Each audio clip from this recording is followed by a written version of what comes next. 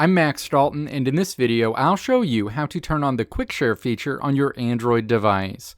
The Quick Share feature makes it easy for you to send files to nearby devices such as other Android devices, Windows PCs, and ChromeOS devices.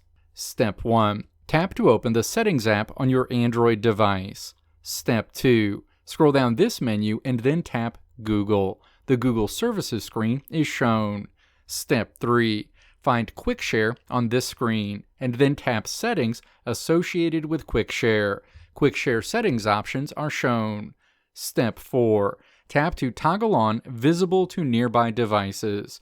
You'll now be able to use the Quick Share feature to share content from your Android device to other devices.